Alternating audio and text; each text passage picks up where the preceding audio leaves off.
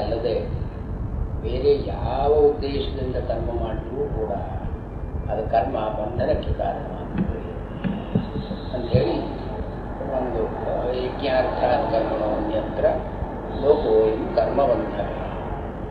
ಇಲ್ಲಿಂದ ಮುಂದೆ ಬರೋ ಶ್ಲೋಕಗಳು ನೇರವಾಗಿ ಈ ಪ್ರಕರಣಕ್ಕೆ ಸಂಬಂಧ ಪಡದೇ ಇರೋದರಿಂದ ಅರ್ಥವಾದ ಅಂತ ಕರೀತಾರೆ. ಈ ಅರ್ಥವಾದ ಅಂತಂದರೆ ಒಂದು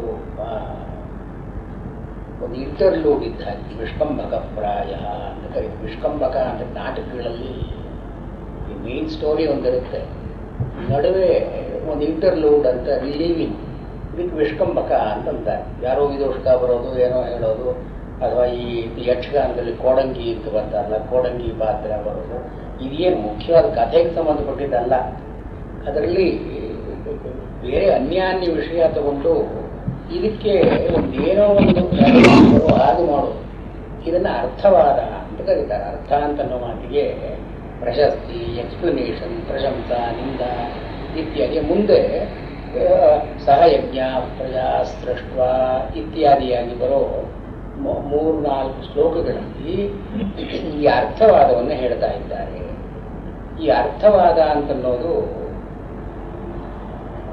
ಈ ಅದರ ಅದರ ಅದರ ಕಾಂಟೆಕ್ಸ್ಟ್ ಎಲ್ಲಿ ಬರುತ್ತೆ. ವೇದ ಅಂತಂದರೆ ಮಂತ್ರ, ಬ್ರಾಹ್ಮಣಾತ್ಮಕೋ ವೇದ ಅಂತ ಡೆಫಿನೇಷನ್. ಸಂಹಿತಾ ಭಾಗದಲ್ಲಿರೋ ಮಂತ್ರಗಳಿದೆ ಮತ್ತು ಯಜ್ಞ ಯಾಗಾದಿಗಳಿಗೆ ವಿಧಿಗಳನ್ನು ಹೇಳೋದಕ್ಕಾಗಿ ಒಂದು ಬ್ರಾಹ್ಮಣ ಅಂತನೂ ಒಂದು ಟೆಕ್ಸ್ಟ್. ಬ್ರಹ್ಮ ಅಂದರೆ ಯಜ್ಞ, ಬ್ರಾಹ್ಮಣ ಅಂದರೆ ಯಜ್ಞಕ್ಕೆ ಸಂಬಂಧಪಟ್ಟಿದ್ದು ಆ ಭಾಗ, ಬ್ರಾಹ್ಮಣ ಭಾಗ ಗದ್ಯಭಾಗದಲ್ಲಿ ಇದೆ. ಇದು ಈ ಬ್ರಾಹ್ಮಣ ಭಾಗ 2 ರೀತಿಯಾಗಿದೆ. ಒಂದು ವಿಧಿ, ಇನ್ನೊಂದು ಅರ್ಥವಾದ. ವಿಧಿ ಅಂದರೆ ಇಂಥದನ್ನು ಮಾಡಬೇಕು ಅಂತ ವಿಧಿಸೋದು. ಇವಾಗ ಸ್ವರ್ಗ ಕಾಮೋ ಜ್ಯೋತಿಷ್ಠೋ ಮೇನ ಯಜೇತ ಯಜೇತ ಆಹಾರ ಸ್ನಾಯೀತ ಈ ಇತ್ಯಾದಿಯ ವಿಧಿಯನ್ನು ಹೇಳ್ತಕ್ಕದ್ದು.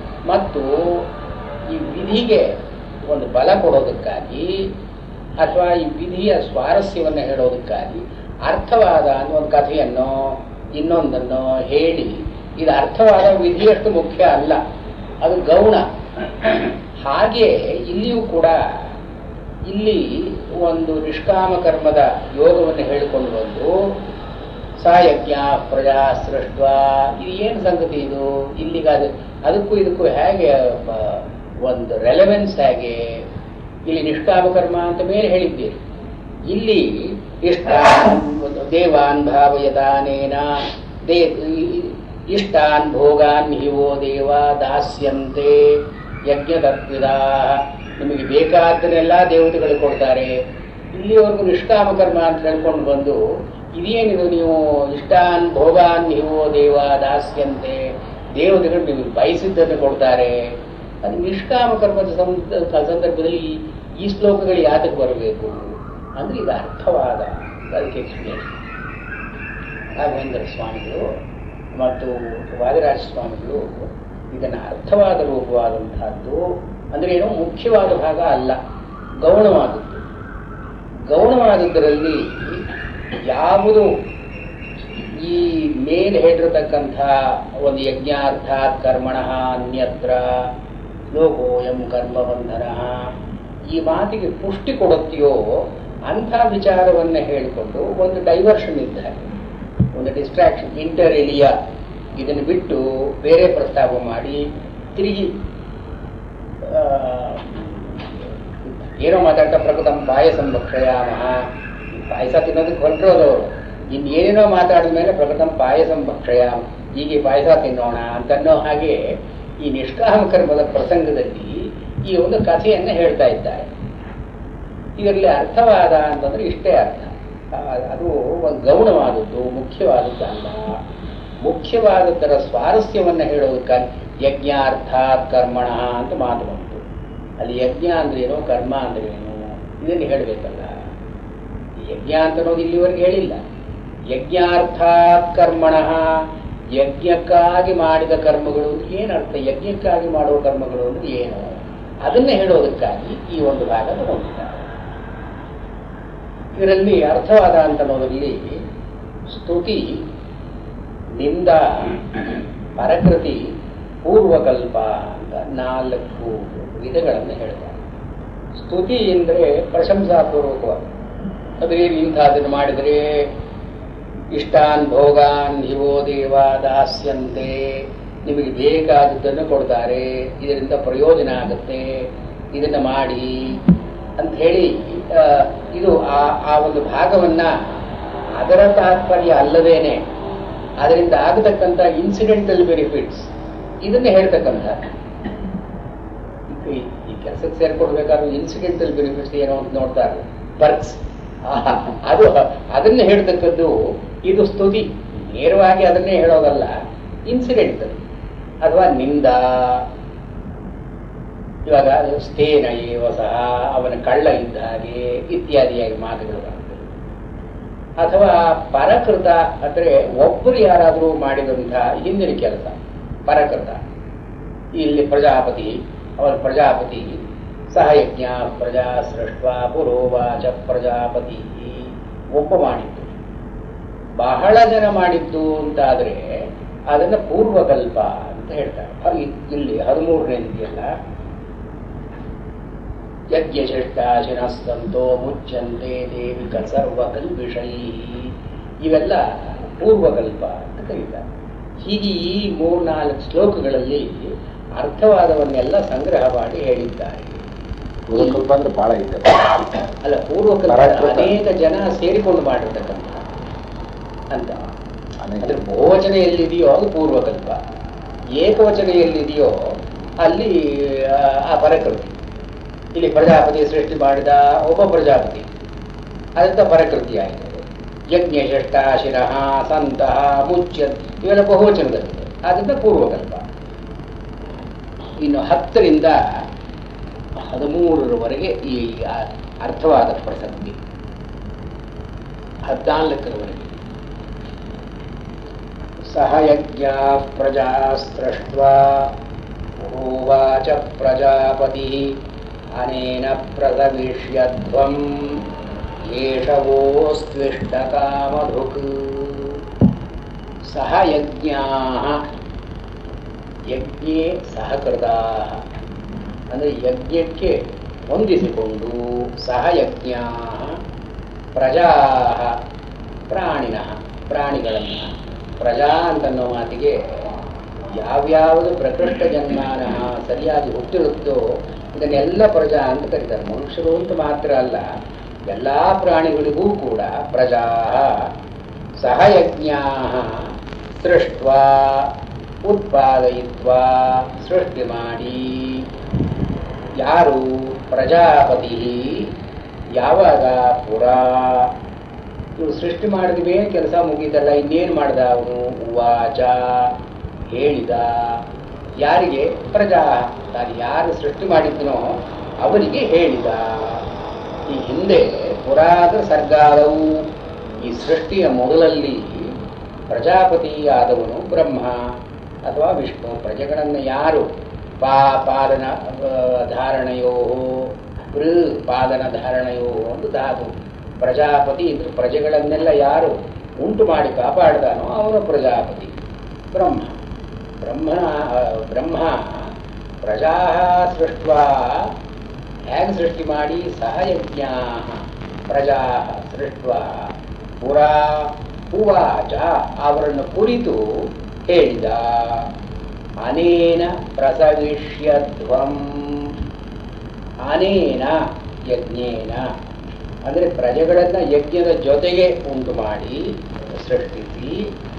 ಅನೇನ ಇದರಿಂದ ಪ್ರಸವಿಷ್ಯಧ್ವಂ, ಪ್ರಸವೋ ವೃದ್ಧಿ ಉತ್ಪತ್ತಿ ಅಂದರೆ ವರ್ಧಯತ ಅಂದರೆ ನೀವು ವರ್ಧಿಸಿ, ನೀವು ಚೆನ್ನಾಗಿ ಬೆಳೆಯಿರಿ. ಅನೇನ ಪ್ರಸವಿಷ್ಯಧ್ವಂ, ನಿಮ್ಮ ಅಭಿವೃದ್ಧಿಯನ್ನ ನೀವು ನೋಡಿಕೊಳ್ಳಿ. ಯಾತರಿಂದ? ಅನೇನ ಯಜ್ಞ ಮಾಡಿ ನಿಮ್ಮ ಅಭಿವೃದ್ಧಿಯನ್ನ ನೋಡಿಕೊಳ್ಳಿ. ಉತ್ಪಾದಯಧ್ವಂ ಏಷ ಯಜ್ಞ ಅಂದರೆ ನೀವು ಯಜ್ಞವನ್ನು ನಡೆಸ್ತಕ್ಕಂಥದ್ದು ಏಷಃ ವಹ ಯುಷ್ಮಾಕಂ ನಿಮ್ಮಗಳಿಗೆ ಇಷ್ಟ ಕಾಮ ಧುಕ್ ಭವತು ಅಥವಾ ಭವತಿ. ಇಷ್ಟ ಕಾಮ ಧುಕ್. ಇಷ್ಟ ಅಂದರೆ ಯಾವುದನ್ನ ಅಭಿಪ್ರೇತವಾಗಿ ನಾವು ಮಾಡಿಕೊಳ್ತೀವೋ ಅದು, ಅಂದರೆ ನಮ್ಮ ಯಾವುದನ್ನು ಬಯಸ್ತೀವೋ ಅದು ಇಷ್ಟ. ಕಾಮ ಅಂದರೆ ಮನೋರಥಗಳು. ಇಷ್ಟಾನ್ ಅಭಿಪ್ರೇತಾನ್ ಮನೋರಥಾನ್ ದೋಭ್ರಿ ಇತಿ ಕಾಮ ಧುಕ್. ಇಷ್ಟ ಕಾಮ ಧುಕ್ ಅಂದರೆ ನಿಮ್ಮ ಮನಸ್ಸಿನಲ್ಲಿ ಏನೇನು ಬಯಕೆಗಳಿದ್ರೂ ಕೂಡ ಇದು ತೀರಿಸುತ್ತೆ. ಈ ಯಜ್ಞ ಅಂತ ಅನ್ನೋದು ನಿಮ್ಮ ಯಾವ್ಯಾವ ಬನ್ನಿ ಬನ್ನಿ ಬನ್ನಿ ಬನ್ನಿ ಯಜ್ಞ ಅಂದ್ರೆ ಯಾವ್ಯಾವ ಬಯಕೆ ಇದ್ರೂ ಕೂಡ ಅದ್ರ ಮೇಲೆ ಕೂಡ್ಬಿಡಿ, ಯಾಕಂದ್ರೆ ಇವತ್ತು ಶಿಖರದಿಲ್ಲ. ಏಷಃ ವಹ ಇಷ್ಟ ಕಾಮ ಧುಕ್. ನಿಮ್ಗೆ ಏನೇನು ಮನಸ್ಸಿನಲ್ಲಿ ಬಯಕೆ ಇದೆಯೋ ಎಲ್ಲವನ್ನೂ ಕೂಡ ಈ ಯಜ್ಞ ಅಂತ ಅನ್ನೋದು ತೀರಿಸುತ್ತೆ, ನಿಮಗೆ ಉಂಟು ಮಾಡುತ್ತೆ. ಅದು ಇಷ್ಟ ಕಾಮ ಧುಕ್. ಧುಕ್ ಅಂತಂದ್ರೆ ಯಾವ ಈ ಕಾಮಧೇನು ಇದ್ದ ಹಾಗೆ ನಿಮ್ಮ ಬಯಕೆಗಳನ್ನೆಲ್ಲ ಈಡೇರಿಸುತ್ತೆ ಅದು. ಇಲ್ಲಿ ಈ ನಾಲ್ಕು ಪೂರ್ತಿ ಹೇಳಿಬಿಟ್ಟ ಆಮೇಲೆ ಇಲ್ಲಿ ಸಹಯಜ್ಞ ಅಂತನ್ನುವಾಗ ಒಂದು ವ್ಯಾಖ್ಯಾನಕಾರರು ಒಂದು ಸಮಸ್ಯೆಯನ್ನು ತೋರಿಸ್ತಾರೆ.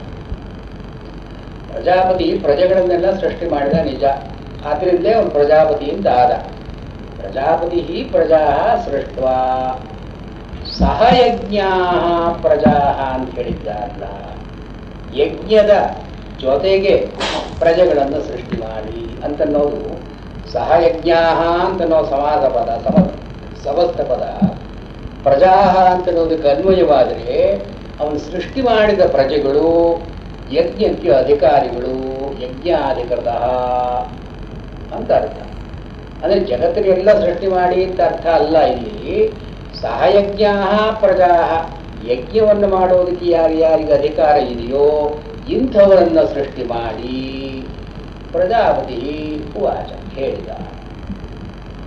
ಇದು ಈ ಯಾವ ವ್ಯಾಖ್ಯಾನಕಾರರು ಅಂದ್ರೆ ಏನಾಯ್ತು ಇಲ್ಲಿ, ಈ ಲೇಟ್ ಧರ್ಮಶಾಸ್ತ್ರದ ಪ್ರಕಾರ ಈ ತ್ರೈವರ್ಣಿಕರಿಗೆ ಮಾತ್ರ ಸೃಷ್ಟಿ ಮಾಡಿದ ಪ್ರಜಾಪತಿ. ಯಾರಿಗೆ ಯಜ್ಞಕ್ಕೆ ಅಧಿಕಾರ ಇದೆಯೋ ಅವರನ್ನು ಮಾತ್ರ ಸೃಷ್ಟಿ ಮಾಡಿದ. ಅವರಿಗೆ ಹೇಳಿದ, ನೀವು ಯಜ್ಞದಿಂದ ನೀವು ಬೆಳ್ಕೊಳ್ಳಿ, ಈ ಯಜ್ಞ ನಿಮಗೆ ಸರ್ವಕಾಮದುಃಖ ಆಗುತ್ತೆ. ಆದರೆ ಇಲ್ಲಿ ಒಂದು ವ್ಯತ್ಯಯೇನ ಅಂತ ಕಾಮೆಂಟೇಟರ್ಸ್ ಇದನ್ನು ಒಪ್ಪದೇನೆ ವ್ಯತ್ಯಯ ಇದೆ. ಇಲ್ಲಿ ಸಹಯಜ್ಞ ಅಂತ ಸಮಸ್ತ ಪದ ಮಾಡಬಾರ್ದು ನಾವು. ಸಹ ಬೇರೆ ಪದ, ಯಜ್ಞೈ ಪ್ರಜಾ ಸೃಷ್ಟ. ಯಜ್ಞವನ್ನೂ ಸೃಷ್ಟಿ ಮಾಡಿದ, ಪ್ರಜೆಗಳನ್ನೂ ಸೃಷ್ಟಿ ಮಾಡಿದ. ಪ್ರಜೆಗಳಿಗೂ ಯಜ್ಞಕ್ಕೂ ಸಂಬಂಧ ಬಂದಿದ್ದ ಆಮೇಲೆ, ಸೃಷ್ಟಿ ಆಗುವಾಗಲ್ಲ. ಯಜ್ಞ ಅಂತ ಒಂದು ಸೃಷ್ಟಿ, ಸಹಯಜ್ಞೈ ಪ್ರಜಾ ಸೃಷ್ಟ. ಇದು ನಿಮಗೆ ಅರ್ಥ ಆಗುತ್ತೆ. ಒಂದು ಸಮಸ್ತ ಪದವನ್ನು ಹೊಡೆದರೆ ಎರಡೂ ಬೇರೆ ಬೇರೆ. ಸಹ ಅಂತ ನಿಪಾತ ಪಾರ್ಟಿಕಲ್, ಅಂದ್ರೆ ಅವ್ಯಯದ ಪಾರ್ಟಿಕಲ್ ಅದು. ಸಹ ಯಜ್ಞೈ ಪ್ರಜಾ ಸೃಷ್ಟ ಅಂದ್ರೆ ಸೃಷ್ಟಿ ಮಾಡಿದ್ದು ಎರಡು ಕ್ಯಾಟಗರೀಸ್. ಒಂದು ಯಜ್ಞಗಳು, ಇನ್ನೊಂದು ಪ್ರಜೆಗಳು. ಅಂದ್ರೆ ಯಜ್ಞಕ್ಕೆ ಅಧಿಕೃತರಾದ ಪ್ರಜೆಗಳನ್ನೇ ಸೃಷ್ಟಿ ಮಾಡಿದ ಅಂತಲ್ಲ. ಸಹಯಜ್ಞೈ ಪ್ರಜಾ ಸೃಷ್ಟ. ಯಾಕೆಂದ್ರೆ ಅನ್ಯತ್ರ ಶ್ರುತಿಯಲ್ಲೂ ಕೂಡ ಯಜ್ಞೇನ ಯಜ್ಞಮಯಜಂತ ದೇವಾ ತಾನಿ ಧರ್ಮಾಣಿ ಪ್ರಥಮಾನಿ ಗಾಸನ್. ಈ ಯಜ್ಞ ಅಂತನ್ನೋದೇ ಪ್ರಥಮವಾಗಿ ಬಂದದ್ದು ಪ್ರಜಾಪತಿ ಸೃಷ್ಟಿಯಲ್ಲಿ. ಯಜ್ಞ ಅಂದ್ರೆ order, the ordinance, the law that governs, ಇದು ಪ್ರಥಮವಾಗಿ ಬಂದದ್ದು. ಯಜ್ಞೇನ ಯಜ್ಞಂ ದೇವಾ ಯಜಂತ, ಯಜ್ಞದಿಂದಲೇ ಯಜ್ಞ, ಅಲ್ಲಿ ಅರ್ಥ ಬೇರೆ ಅದು. ಅಂತೂ ತಾನಿ ಧರ್ಮಾಣಿ, ಯಜ್ಞದಿಂದ ಯಾವ್ಯಾವ ನಿಯಮಗಳು ಹೊರಬಂದುವೋ ಇದು ಪ್ರಥಮಾನಿ ಆಸನ್. The first laws of the world, LAWS were given by this ಯಜ್ಞ. ಆದ್ರಿಂದ ಇವರು ಸಹಯಜ್ಞ ಯಜ್ಞೈ ಅಂತ ಮೊದಲಲ್ಲಿ ಹೇಳಿ ಯಜ್ಞವನ್ನು ಮುಂಚೆ ಸೃಷ್ಟಿ ಮಾಡಿ ಅದಾದ ಮೇಲೆ ಪ್ರಜೆಗಳನ್ನು ಸೃಷ್ಟಿ ಮಾಡಿದ. ಸಹ ಯಜ್ಞೈ ಪ್ರಜಾ ಸೃಷ್ಟ ಅಂತ ಅನ್ವಯ ಮಾಡಿಕೊಳ್ಳಬೇಕು. ಇದು ಸಂಸ್ಕೃತದಲ್ಲಿ ಒಂದು ತೊಡಕು. ನಾವು ಉಪಯೋಗಿಸುವ ಮಾತಿಗೂ ಅಭಿಪ್ರೇತಾರ್ಥಕ್ಕೂ ಒಂದು ಒಂದು ಬೈಪೋಲಾರ್ ರಿಲೇಷನ್ಶಿಪ್ ಇರುತ್ತೆ ಅಂತ ಹೇಳೋ ಹಾಗಿಲ್ಲ. ಅದು ಸಂದರ್ಭಕ್ಕೆ ಸರಿಯಾಗಿ ನಾವು ಅದೇ ಸಮಸ್ತ ಪದವೋ ಅಥವಾ ಬೇರೆ ಬೇರೆ ಪದವೋ ಅದು ನಾವು ನಿರ್ಧಾರ ಮಾಡಬಹುದು. ಇಲ್ಲಿ ನಮ್ಮ ಪುಸ್ತಕಗಳಲ್ಲೇನೋ ಪದಗಳನ್ನು ಬೇರೆ ಬೇರೆ ಒಳಗೆ ಇಂಗ್ಲೀಷ್ ಕನ್ನಡ ರೀತಿಯಲ್ಲಿ ಮಾಡ್ತಾರೆ.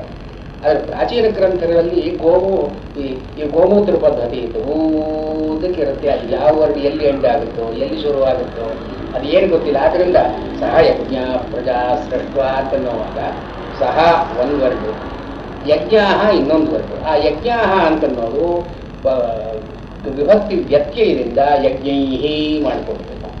ಸಹ ಯಜ್ಞೈಹಿ ಪ್ರಜಾ ಸೃಷ್ಟ ಪುರ ಉವಾಚ ಪ್ರಜಾಪತಿ. ಈ ಒಂದು ಸಂದರ್ಭದ ಒಂದು ಅಗತ್ಯ ಗೊತ್ತಿರದೇ ಇದ್ದವರು ಸಹ ಯಜ್ಞ ಪ್ರಜಾ ಸೃಷ್ಟ, ಯಜ್ಞದಲ್ಲಿ ಯಾರಿಗೆ ಅಧಿಕಾರ ಇದೆಯೋ ಯಜ್ಞಾಧಿಕೃತ ತ್ರೈವರ್ಣಿಕಾ ಪ್ರಜಾ ಬ್ರಹ್ಮಕ್ಷತ್ರ ವೈಶ್ಯ ತಾನ್ ಸೃಷ್ಟ, ಅವರನ್ನು ಸೃಷ್ಟಿ ಮಾಡಿ ಉವಾಚ. ಬೇರೆಯವ್ರ ಗತಿ ಏನೋ ಇಲ್ಲಿ ಈ ಅಭಿಪ್ರಾಯ ಅಲ್ವೇ ಅಲ್ಲ. ಅನೇನ ಪ್ರಸವಿಷ್ಯಧ್ವಂ, ಇದು ಒಂದು ಪರಕೃತ ಅಂತನ್ನೋದ್ರಲ್ಲಿ ಪ್ರಜಾಪತಿ ಏನು ಮಾಡಿದ ಅಂತ ಹೇಳ್ತಾರೆ. ಆಮೇಲೆ ಇನ್ನೂ ಅವನು ಹೇಳಿ ಉವಾಚ ಅಂದ್ರೆ ಇಷ್ಟಕ್ಕೆ ಮುಗಿಲಿಲ್ಲ. ದೇವಾನ್ ಭಾವಯತಾನೇನ ತೇ ದೇವಾ ಭಾವಯಂತು ವಃ. ದೇವಾನ್ ಭಾವಯತ ಅವರಿಗೆ ಹೇಳಿದ, ದೇವಾನ್ನ ಭಾವಯತ, ದೇವತೆಗಳನ್ನ ಹವಿಸ್ಸು ಮುಂತಾದವುಗಳಿಂದ ತರ್ಪಯತ ತೃಪ್ತಿಪಡಿಸಿರಿ. ಭಾವಯತಃ ಅಂದ್ರೆ ಚೆನ್ನಾಗಿ ನೋಡಿಕೊಳ್ಳಿ ಅಂತ ನೋಡ್ಕೊಳ್ಬೇಕು. ಹಾಗೆ ದೇವಾನ್ ಭಾವಯತ, ದೇವತೆಗಳನ್ನು ತರ್ಪಯತ ತೃಪ್ತಿಪಡಿಸಿ. ಅನೇನ, ಹೀಗೆ ನೀವು ತೃಪ್ತಿಪಡಿಸಿದ್ರಿಂದ ತೇ ದೇವಾಹ, ಆ ದೇವತೆಗಳು ಭಾವಯಂತು ವಹ, ನಿಮ್ಮನ್ನು ನೋಡ್ಕೊಳ್ತಾರೆ. ನೀವು ಅವ್ರು ನೋಡ್ಕೊಂಡ್ರೆ ಅವ್ರು ನಿಮ್ಮನ್ನು ನೋಡ್ಕೊಳ್ತಾರೆ. ಹೀಗೆ ಪರಸ್ಪರಂ ಭಾವಯಂತಹ ಈ ಕರಪ್ಷನ್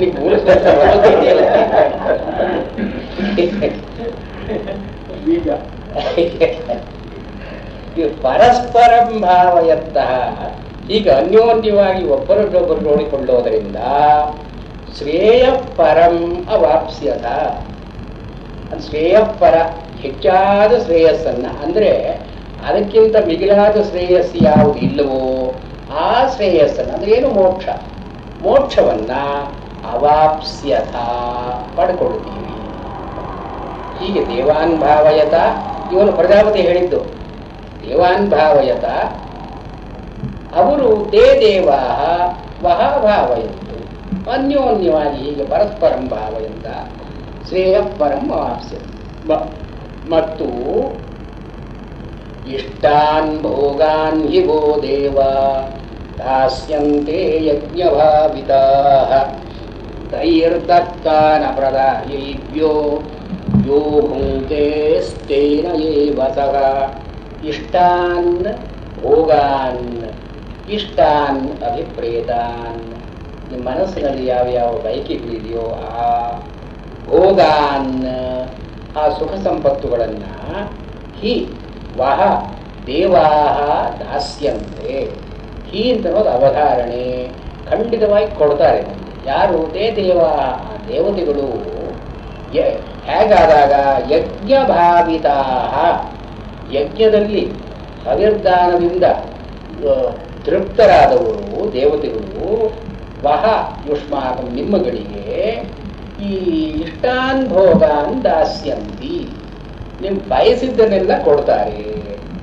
ತೈಹಿ ದತ್ತಾನ್, ಹಾಗೆ ದೇವತೆಗಳು ನಿಮಗೆ ಕೊಟ್ಟಿದ್ದರಲ್ಲಿ ತೈಹಿ ದತ್ತಾನ್ ಅಪ್ರದಾಯ ಏಭ್ಯ, ಏಭ್ಯ ದೇವೇಭ್ಯ, ಅವರು ಹಾಗೆ ಕೊಟ್ಟಿದ್ದನ್ನ ಅವರಿಗೆ ಸ್ವಲ್ಪವಾದರೂ ಹಿಂದಕ್ಕೆ ಕೊಡದೇನೆ ಯಹ ಭುಂಕ್ತೆ, ಯಾರು ತಿಂತಾನೋ ಅನುಭವಿಸ್ತಾನೋ ಸಹ ಸ್ಥೇನ ಏವ. ಸ್ಥೇನ ಅಂದ್ರೆ ಚೋರ, ಕಳ್ಳ, ಅಂದ್ರೆ ಪರದತ್ತ ಅಪಹಾರಿ. ಬೇರೆಯವರ ಸ್ವತ್ತನ್ನ ನುಂಗದಕ್ಕವನು. ಇವನು ಸ್ಥೇನ ಏವ ಸಹ. ಹೀಗೆ ದೇವರು ನಮಗೆ ಕೊಟ್ಟಿದ್ದರಲ್ಲಿ ಒಂದು ಪಾದನ್ನ ದೇವರಿಗೆ ಕೊಡ್ತಕ್ಕದ್ದು. ಇಲ್ಲಿ ಏಭ್ಯ ಅಂತ ಅನ್ನೋ ಮಾತು ಬರುತ್ತೆ. ಏಭ್ಯ ಅಂದ್ರೆ ದೇವೇಭ್ಯ.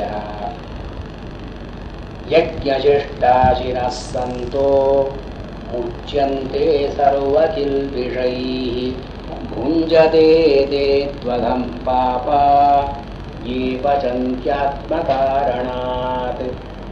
ಯಜ್ಞ ಶಿಷ್ಟ ಅಶಿನಃ. ಅಶಿನಃ ಅಂದ್ರೆ ಊಟ ಮಾಡತಕ್ಕವರು. ಅಶ್ನಾತಿ, ಯಾರು ಊಟ ಮಾಡ್ತಾರೋ ಅವರು. ಯಾರು ಯಜ್ಞ ಶಿಷ್ಟ, ಯಜ್ಞವನ್ನು ಮಾಡಿ ಯಜ್ಞದಲ್ಲಿ ಯಾವುದು ಉಳಿದಿರುತ್ತೋ ಅದನ್ನು ಮಾತ್ರ ತಮ್ಮ ಅನುಭವಕ್ಕೆ ಇಟ್ಕೊಳ್ತಕ್ಕಂಥವು ಯಜ್ಞಶಿಷ್ಟ ಅಶಿನಃ. ಯಜ್ಞಶಿಷ್ಟ ಅಶಿನಃ. ಯಜ್ಞದಲ್ಲಿ ಒಂದು ಮಂತ್ರ ಪುರಸ್ಚರಣೆಯನ್ನು ಮಾಡ್ತಾ ಒಂದು ಪುರೋಡಾಶ ಅಂತ ಸಿದ್ಧ ಮಾಡಬೇಕು. ಪುರೋಡಾಶ ಅಂದರೆ ನಾವು ರೊಟ್ಟಿ ಇದ್ದಾಗೆ ಅವರು ಒಂದು ಹಿಟ್ಟಿನಿಂದ ಒಂದು ರೊಟ್ಟಿಯನ್ನು ಮಾಡಬೇಕು, ಅದು ಪುರೋಡಾಶ ಅಂತ. ಈ ಪುರೋಡಾಶವನ್ನು ಮಂತ್ರ ಉಚ್ಚಾರಣೆ ಮಾಡ್ತಾ ಮಾಡ್ತಾ ಅದನ್ನು ಮಾಡ್ತಕ್ಕಂಥದ್ದು.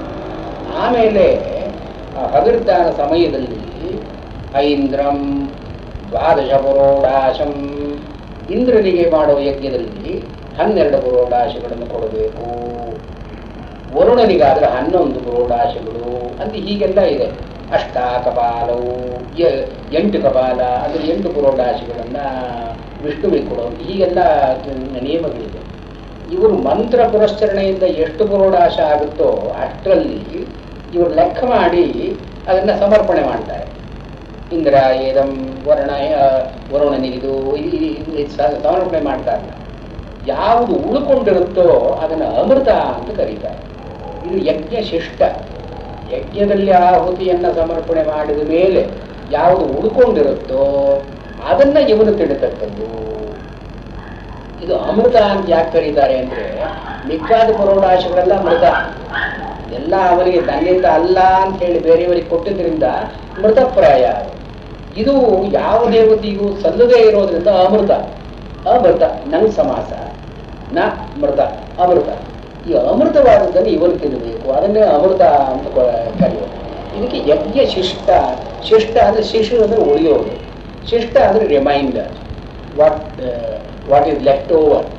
ಯಜ್ಞಶಿಷ್ಟಾಶಿನಃ ಸಂತಹ ಅಂದರೆ ಇದನ್ನೇ ತಾವು ಅನುಭವ ಅಂದರೆ ಏನು, ಭಗವಂತನಿಂದ ಬಂದದ್ರಲ್ಲಿ ಒಂದು ಪಾಲು ಭಗವಂತನಿಗೆ ಅರ್ಪಣೆ ಮಾಡಿದ ಮೇಲೆ ಉಳಿದಿದ್ದನ್ನು ಯಾರು ತನ್ನ ಅನುಭವಕ್ಕೆ ಇಟ್ಕೊಳ್ತಾನೋ ಅವರು ಸರ್ವಕಿಲ್ಬಿಷೈ ಮುಚ್ಯಂತೆ, ಅವರು ಎಲ್ಲ ಪಾಪಗಳಿಂದಲೂ ಕೂಡ ಬಿಡುಗಡೆ ಹೊಂದುತ್ತಾರೆ. ಇಲ್ಲಿ ಒಂದು ಪಾಪಗಳು ಅಂತಂದ್ರೆ ಪಾಪಗಳು ಮಾಡದೇ ಇದ್ದವರಿಗೆ ಗತಿ ಏನು ಇದ್ದವ್ರು ಏನು ಮಾಡಬೇಕಾಗಿಲ್ಲ. ಇವಾಗ ದೇವಸ್ಥಾನಕ್ಕೆ ಹೋಗಿ ಪಾಪೋಹಂ ಪಾಪಾತ್ಮ ಪಾಪ ಸಂಭವ ಯಾರು ಹೇಳಬೇಕು? ಪಾಪ ಮಾಡೋರೆಲ್ಲ ಹೇಳ್ತಕ್ಕಂತೆ. ನಾವು ಏನು ಪಾಪ ಮಾಡದೇ ಇದ್ದವರು ಪಾಪೋಹಂ ಪಾಪಾತ್ಮ ಪಾಪ ಸಂಭವ ಅಂತ ಯಾಕೆ ಹೇಳ್ಕೊಳ್ಬೇಕು? ಇಲ್ಲಿ ಸರ್ವಕಿಲ್ಬಿಷೈ ಮುಚ್ಚಂತೆ. ಇವನು ಯಾವ ಪಾಪವನ್ನು ಮಾಡದೇ ಇದ್ರೆ ಇವನಿಗೆ ಮೋಕ್ಷ ಬೇಕಾಗಿಲ್ಲ, ಇವನಿಗೆ ಅದರಿಂದ ಮೋಕ್ಷ ಬೇಕಾಗಿಲ್ಲ. ಅದರಿಂದ ಯಜ್ಞ ಶ್ರೇಷ್ಠಾಸನ ಅಂತ ಅನ್ನೋದು ಏನು, ಅದರ ಸ್ವಾರಸ್ಯ ಏನು ಬಂತು ಅಂದ್ರೆ ಇಲ್ಲಿ ಹೇಳ್ತಾರೆ, ಖಂಡನಿ ಪೇಷಣಿ ಚುಲ್ಲಿ ಉದಕುಂಭಿ ಚ ಮಾರ್ಜನಿ ಪಂಚಸೂನಾ ಗೃಹಸ್ಥಸ್ಯ ತಾಭಿ ಸ್ವರ್ಗಂ ನ ವಿಂದತಿ. ಸೂನಾ ಅಂದ್ರೆ ಹಿಂಸೆ ಮಾಡೋದು. ಪಂಚಸೂನ ಅಂತ ಎಲ್ಲಾ ಗೃಹಸ್ಥರಿಗೂ ಕೂಡ ಮನೆಯಲ್ಲಿರೋರು ಎಲ್ಲ ಪಂಚಸೂನ 5 ವಿಧವಾದ ಹಿಂಸೆ ಅವರಿಂದ ನಡೀತಾನೇ ಇರುತ್ತೆ ಗೃಹಸ್ಥರಿಗೆ. ಪಂಚಸೂನ ಗೃಹಸ್ಥಸ್ಯ, ಈ ಗೃಹಸ್ಥರಾದವರಿಗೆ 5 ವಿಧವಾದ ಹಿಂಸೆ ಅವರಿಂದ ನಡೀತಾನೇ ಇರುತ್ತೆ. ಯಾವುದು? ಖಂಡನಿ, ಭೇಷಣಿ, ಚುಲ್ಲಿ, ಉದಕುಂಭಿ, ಚಮಾರ್ಜನಿ. ಏನಾದರೂ ಕುಟ್ಟುವಾಗ ಅಥವಾ ಏನಾದರೂ ಅರಿಯುವಾಗ ಅಥವಾ ಏನಾದರೂ ನೀರು ಬಿಸಿ ಮಾಡಿ ಕಾಯಿಸುವಾಗ ಅಥವಾ ಚುಲ್ಲಿ ಬೆಂಕಿ ಹೊತ್ತಿಸುವಾಗ ಅಥವಾ ಮಾರ್ಜನಿ ಗುಡಿಸೋವಾಗ ಎಷ್ಟೋ ಪ್ರಾಣಿಗಳು ನಾಶವಾಗಿದೆ. ಅಂದರೆ ಗೃಹಸ್ಥರಿಗೆ ಹಿಂಸೆ ಅಂತ ನಡೀತಾನೇ ಇರುತ್ತೆ.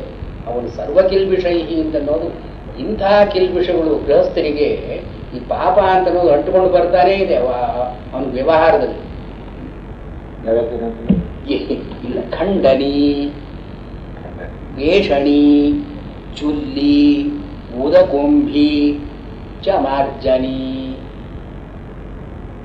ಖಂಡನಿ, ವೇಷಣಿ, ಚುಲ್ಲಿ, ಉದಕುಂಭಿ ಚ ಮಾರ್ಜನಿ. ಚುಲ್ಲಿಯಿಂದ ಬೆಂಕಿ ಹೊರಿಸೋದು.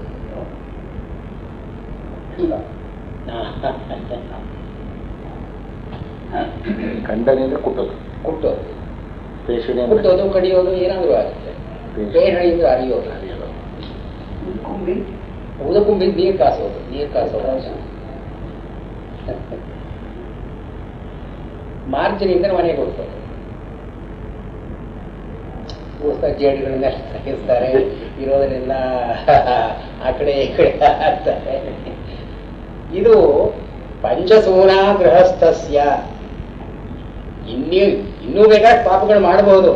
ಇದು ಮಿನಿಮಮ್ 5 ಆಗೇ ಆಗುತ್ತೆ, ಇದು ಜಾಸ್ತಿ ಆಗುತ್ತೆ. ಆದ್ರಿಂದ ಸರ್ವ ಕಿಲ್ಬಿಷೈಹಿ ಅಂತನ್ನೋ ಮಾತಿಗೆ ಒಂದು ಬೆಲೆ ಇದೆ. ಇತಿ ಉಕ್ತ ಪಂಚಸೂನಾಕೃತ ದೋಷೈಹಿ ಮುಚ್ಯಂತೆ ಇತ್ಯರ್ಥ ಅಂತ ಹೇಳಿ ರಾಘವೇಂದ್ರ ಸ್ವಾಮಿಗಳು ಸ್ವಲ್ಪ ಅದಕ್ಕೆ ಅವರು ಸನ್ಯಾಸಿಗಳಾದ್ರಿಂದ ಗೃಹಸ್ಥರ ಮೇಲೆ ದೋಷ ಹೇಳ್ಬೋದಲ್ಲ.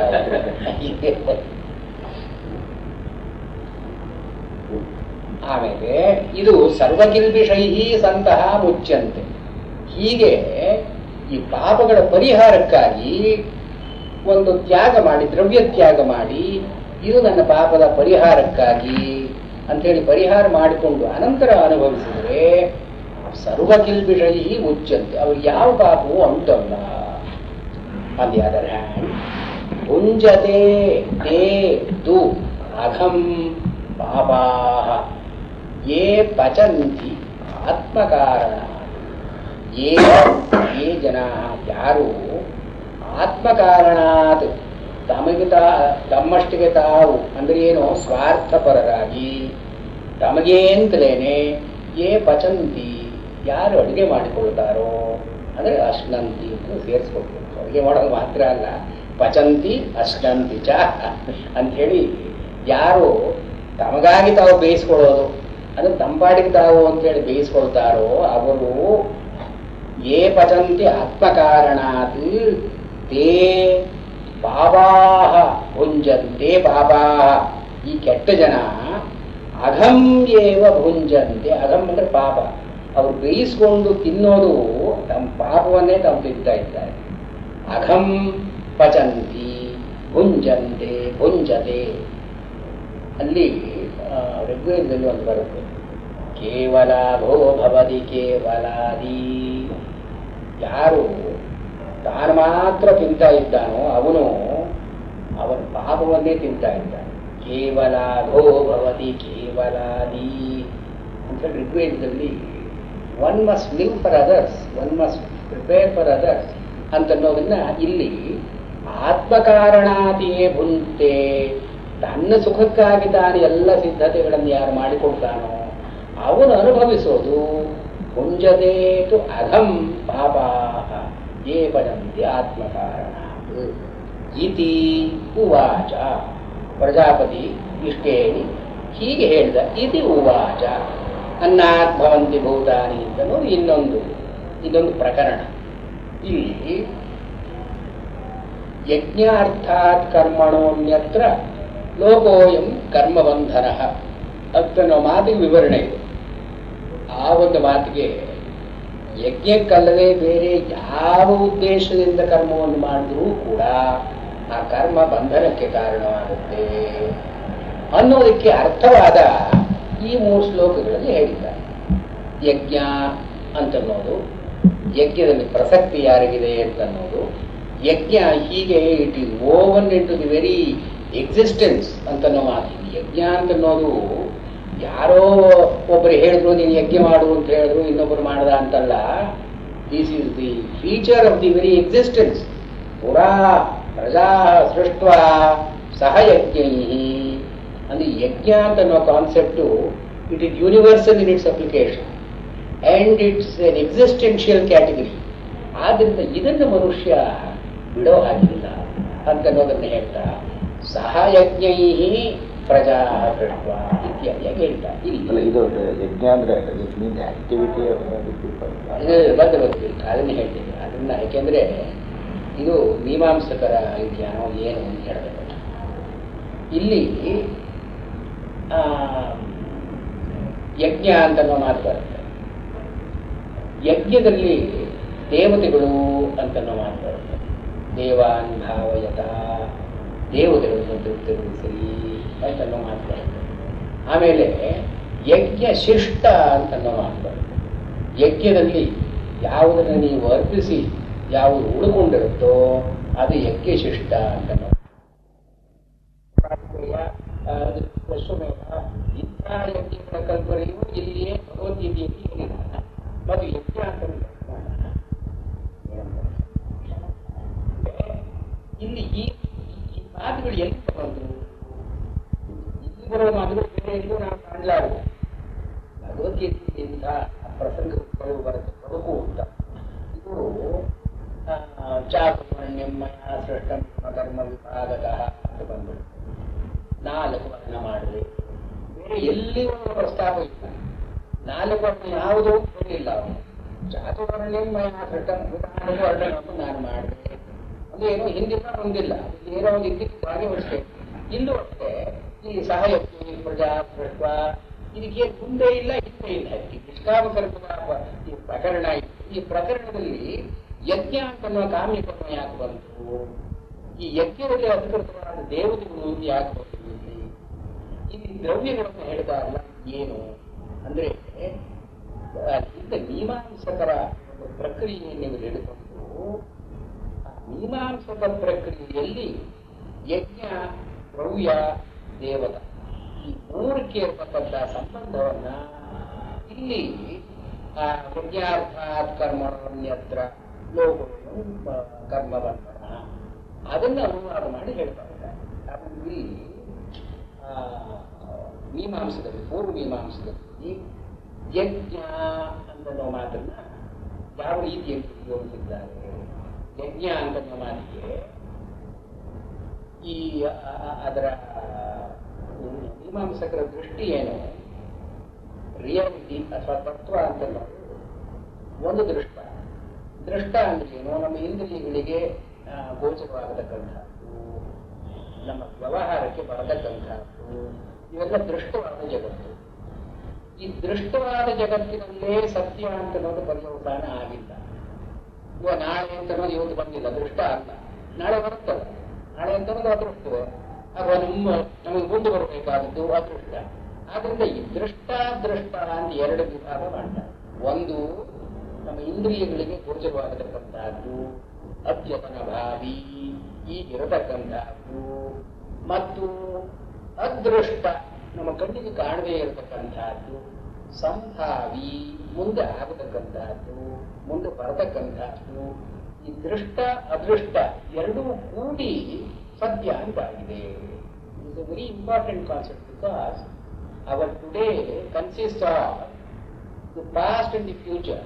What we call present is the meeting place of the past and the future. ಆದ್ದರಿಂದ ನಾವು ನಮ್ಮ ಮನಸ್ಸಲ್ಲೇ ಆಗಲಿ, ನಮ್ಮ ದೈಹಿಕ ಕ್ರಿಯೆಗಳಲ್ಲೇ ಆಗಲಿ, ಇಂದ್ರಿಯ ವ್ಯಾಪಾರದಲ್ಲೇ ಆಗಲಿ, ಈ ದೃಷ್ಟಾದೃಷ್ಟಗಳ ಸಂಯೋಗ ಇಲ್ಲದೆ ಬದುಕು ಅಂತಿಲ್ಲ. ಈ ದೃಷ್ಟಾದೃಷ್ಟಗಳ ಸಂಬಂಧವನ್ನ ತಿಳಿದುಕೊಳ್ಳತಕ್ಕಂಥದ್ದು ಯಜ್ಞ. ಯಜ್ಞ ಅಂತನ್ನುವ ಮಾತಿನಲ್ಲಿ ಯಜು ಒಂದು ಧಾತು, ಜ್ಞಾ ಇನ್ನೊಂದು ಧಾತು.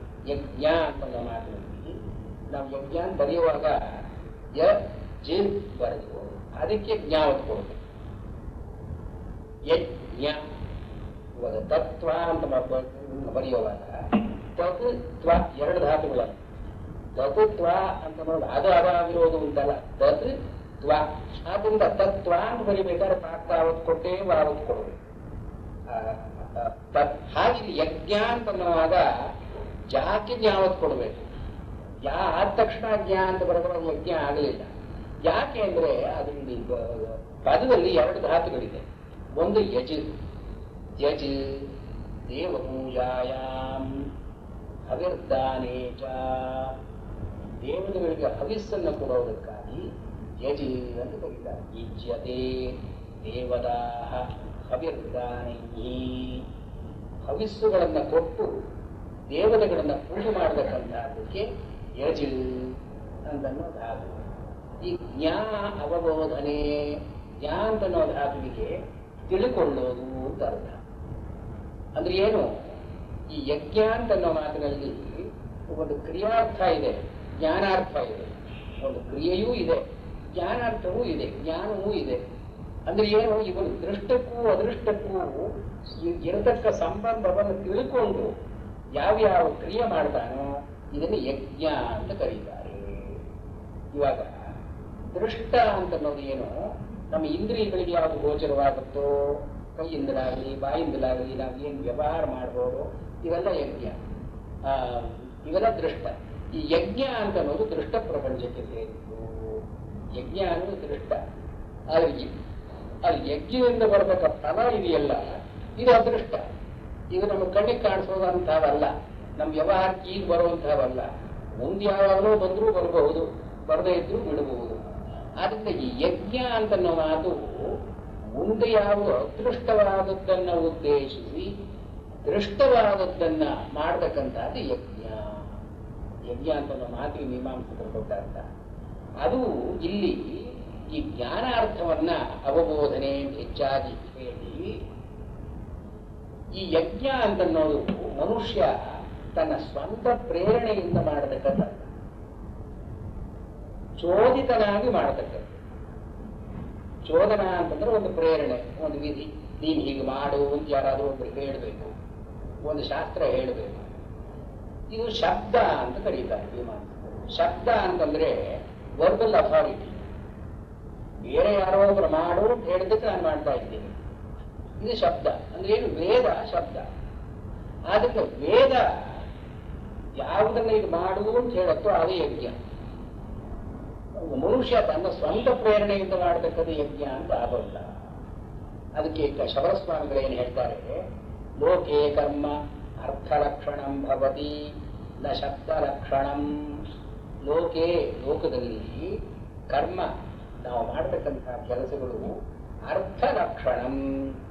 They are with due regard to the objects of the world.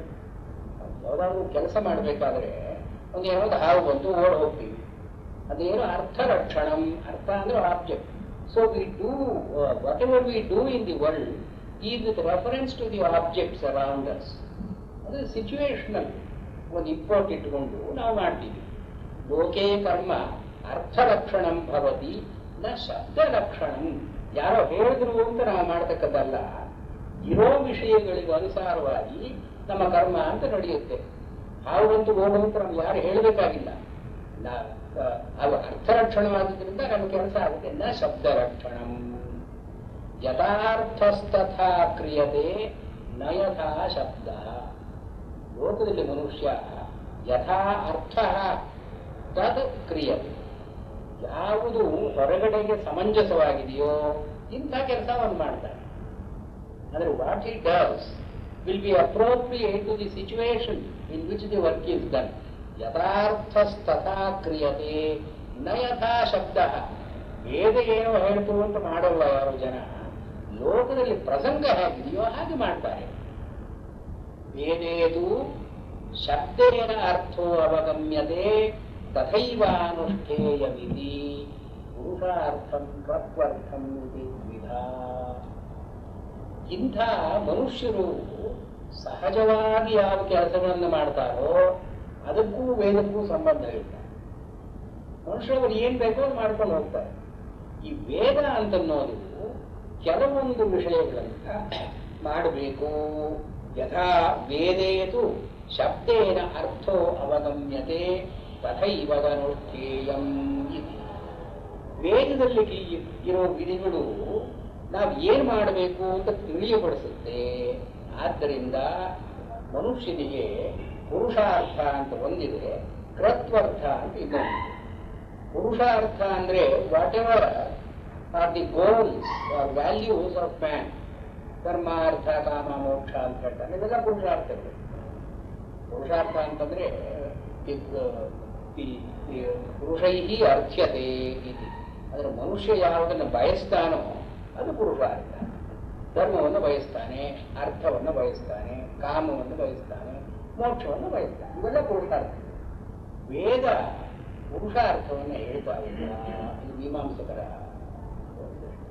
ಮತ್ತೆ ಏನು ವೇದ ಏನು ಹೇಳ್ತಿದೆ? ಕ್ರತ್ವರ್ಥ. ಕ್ರತು ಅಂದ್ರೆ ಯಜ್ಞ. ಯಜ್ಞಕ್ಕೆ ಸಂಬಂಧಪಟ್ಟ ವಿಷಯಗಳನ್ನು ವೇದ ಹೇಳ್ತಾ ಇದೆ. ಮನುಷ್ಯ ಹೇಗಿರಬೇಕು, ಹೇಗೆ ವ್ಯವಹಾರ ಮಾಡಬೇಕು ಅಂತ ಹೇಳೋದು ವೇದದ ಉದ್ದೇಶ ಅಲ್ಲ. ವೇದಕ್ಕೂ ಇದಕ್ಕೂ ಸಂಬಂಧ ಇಲ್ಲ. ಇದನ್ನೇ ಕುಮಾರಲ ಭಟ್ರು ಈ ನಾಲ್ಕು ಪುರುಷಾರ್ಥಗಳಿದೆಯಲ್ಲ, ಈ ಪುರುಷಾರ್ಥಗಳಲ್ಲಿ ಧರ್ಮ ಮೋಕ್ಷವು, ಧರ್ಮ ಮೋಕ್ಷ ಎರಡನ್ನು ಕುರಿತು ವೇದ ಅಂತ ಹೇಳುತ್ತೆ. ಅರ್ಥಕಾಮವುದು ಲೋಕ ವ್ಯವಹಾರ ಮಿತಿ ವಿವೇಕ್ತವ್ಯಂ ಅಂತ ಹೇಳಿದ್ರು. ಅರ್ಥ ಕಾಮ ದುಡ್ಡು ಸಂಪಾದನೆ ಹೇಗೆ ಮಾಡಬೇಕು ಅಂತ ವೇದ ಹೇಳೋಲ್ಲ. ವೇದವನ್ನು ಹಿಡಿದು ದುಡ್ಡು ಸಂಪಾದನೆ ಮಾಡ್ಕೊಳ್ಬಹುದು, ಆದ್ರೆ ವೇದ ಹೀಗೆ ದುಡ್ಡು ಸಂಪಾದನೆ ಮಾಡ್ಕೋ ಅಂತ ಹೇಳೋಲ್ಲ. ಮತ್ತು ಹೇಗೆ ಸುಖವನ್ನು ಅನುಭವಿಸಬೇಕು ವೇದ ಹೇಳೋಲ್ಲ. ಅರ್ಥ ಕಾಮವು ಲೋಕ ವ್ಯವಹಾರ ವಿವೇಕ. ವೇದಕ್ಕೋದಕ್ಕೂ ಸಂಬಂಧ ಇಲ್ಲ, ಲೋಕ ವ್ಯವಹಾರ ಅದು. ಹೀಗೆ ವಿವೇಚನೆಯನ್ನು ಮಾಡ್ತಕ್ಕದ್ದು. ಇದಕ್ಕೆ ಇದು ಶಬರಾಚಾರ್ಯ ಶಬರಸ್ವಾಮಿಗಳು ಹೀಗೆ ಹೇಳಿ, ಈ ಕೃತ್ವರ್ಥ ಅಂತ ಮನುಷ್ಯನಿಗೆ ವೇದದಿಂದ ವಿಧಿಸಲ್ಪಟ್ಟ ಕರ್ಮಗಳು ಕೆಲವಿದೆ. ಅದು ಯಾವುದನ್ನ ತಾನು spontaneously he won't do that. Veda comes into the picture and says you must do this.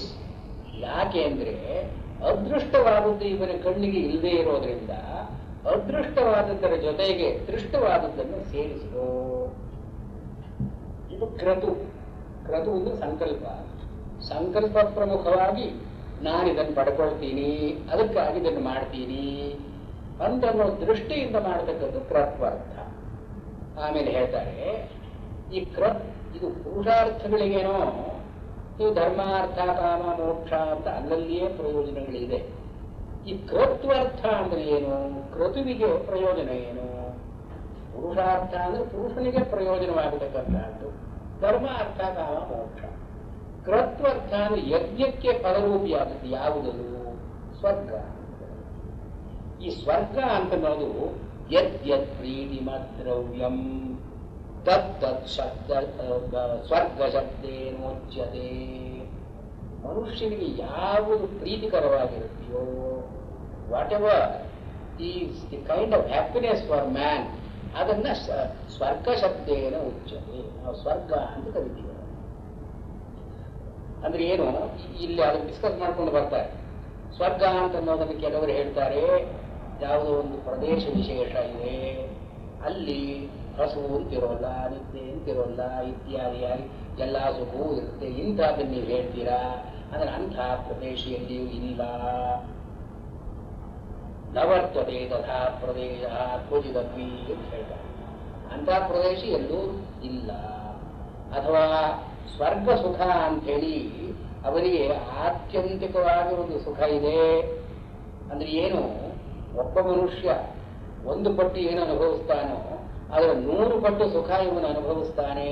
ಅದನ್ನು ಸ್ವರ್ಗ ಅಂತ ನೋಣ ಅಂತಂದ್ರೆ ನಧದಾ ಪುರುಷ ಅನುಭವ. ಹಾಗೆ ಅನುಭವ ಪಡ್ಕೊಂಡ ಪುರುಷನನ್ನು ಇಲ್ಲಿವರೆಗೂ ನಾವು ನೋಡಿಲ್ಲ. ಆದ್ದರಿಂದ ಸ್ವರ್ಗ ಅಂತ ಮಾತಿಗೆ ಯಾವುದೋ ಒಂದು ಜಾಗ ಇದೆ ಅಂತಲಾಗ್ಲಿ ಅಥವಾ ಯಾವುದೋ ಒಂದು ಅವಸ್ಥಾ ವಿಶೇಷ ಅಂತಲಾಗ್ಲಿ ಹೇಳ್ತಕ್ಕದ್ದಲ್ಲ. ತಾದರ್ಥ್ಯಾದ ಪುರುಷ ಪ್ರಯತ್ನಸ್ಯ ಪ್ರೀತ್ಯರ್ಥಂ ಹಿ ಪುರುಷೋ ಯಜತೆ.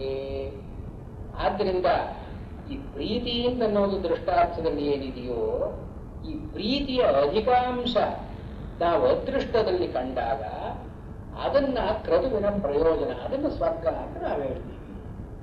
ಅದು ಅಧಿಕವಾದ ಪ್ರೀತಿ ಅಂತ ಅಷ್ಟೇನೆ. ಯಾಕೆಂದ್ರೆ ತಾದರ್ಥ್ಯಾತ್ ಪುರುಷ ಪ್ರಯತ್ನಸ್ಯ, ಪುರುಷ ಪ್ರಯತ್ನ ಪಡ್ತಿರೋದೆಲ್ಲ ಅದಕ್ಕೆ ತಾನೇ. ತನಗೆ ಸುಖನಾಗಲಿ ಪ್ರೀತಿಯಾಗಲಿ ಅಂತ ತಾನೇ ಪುರುಷ ಮಾಡ್ತಿರೋದು. ಅಂದ್ರೆ ಸ್ವರ್ಗ is not inconsistent with the human effort ಅಂತ. ತಾದರ್ಥ್ಯಾತ್ ಪುರುಷ ಪ್ರಯತ್ನಸ್ಯ, ಪುರುಷನ ಪ್ರಯತ್ನ ಎಲ್ಲ ಹೀಗೆ ಸ್ವರ್ಗ ಸುಖವನ್ನು ಪಡ್ಕೊಳ್ಬೇಕು ಅಂತ ತಾನೆ. ಪ್ರೀತ್ಯರ್ಥಂ ಹಿ ಪುರುಷೋ ಯಜತೆ ಯಜತೆ ಚ. ಈ ಮನುಷ್ಯ ಯಜ್ಞ ಮಾಡುವಾಗ ಕೂಡ ಇಂಥ ಪ್ರೀತಿ ತನಗೆ ಸಿಗಲಿ, ಇಂಥ ಒಂದು ಸುಖ ತನಗೆ ಸಿಗಲಿ ಅಂತಲೇ ಯಜ್ಞ ಮಾಡ್ತಾನೆ. ಇವನ ಪ್ರಯತ್ನ ವಿಶೇಷ ಅಷ್ಟೇ. ಇವನು ನನಗೆ ಕಾಫಿ ಕೂಡ ಸಂತೋಷ ಆಗುತ್ತೆ ಅನ್ನೋದು ಯಜ್ಞವು ಅಂಥದೇ ಒಂದು ಕ್ರಿಯೆ. ಅಂದ್ರೆ ಪ್ರಯತ್ನ ವಿಶೇಷ. ನೀವು ಇದಕ್ಕೆ ಪಡೋದು ಅದಕ್ಕೆ ಪಡೋದು ಫಲದಲ್ಲಿ ಭೇದ ಆದ್ದರಿಂದ ಅದು ಒಂದು ಯಜತೆ ಯಜತೆ ಚ. ಸೊ ಸ್ಯಾಕ್ರಿ ಯಜ್ಞ ಅಂತ ನಾವು ಏನ್ ಕರಿತೀವೋ it's a human effort, but a peculiar kind of a human effort. ಇಲ್ಲಿ ಈ ದೃಷ್ಟ ಅದೃಷ್ಟ ಅಂತನ್ನೋದು ಅನ್ಯೋನ್ಯಂ ಸಂಬದ್ಧಂ ವಿನಾಭಾವೇ ಅನರ್ಥಕಂಚ ಅಂತ ಶಬರಸ್ವಾಮಿಗಳು ಹೇಳಿದ್ರು. ಈ ದೃಷ್ಟ ಅಂತ ಏನಿದೆ ಕಣ್ಣಿಗೆ ಕಾಣುವ ಪ್ರಪಂಚ, ಇದು ಕಣ್ಣಿಗೆ ಕಾಣದೇ ಇರೋ ಪ್ರಪಂಚಕ್ಕೆ ಸೇರಿಕೊಂಡಿದೆ.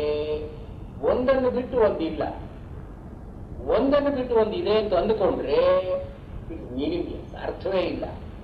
ಇದೇ ಕಣ್ಣಿಗೆ ಕಾಣೋದಷ್ಟಿದೆ ಅಂತಂದ್ರೆ ಕಣ್ಣಿಗೆ ಕಾಣದೇ ಇರೋದು ಒಂದಿದೆ, ಅದರಿಂದ ಕಣ್ಣಿಗೆ ಕಾಣೋದಕ್ಕೆ ಒಂದು ಪ್ರೋದ್ಬಲ.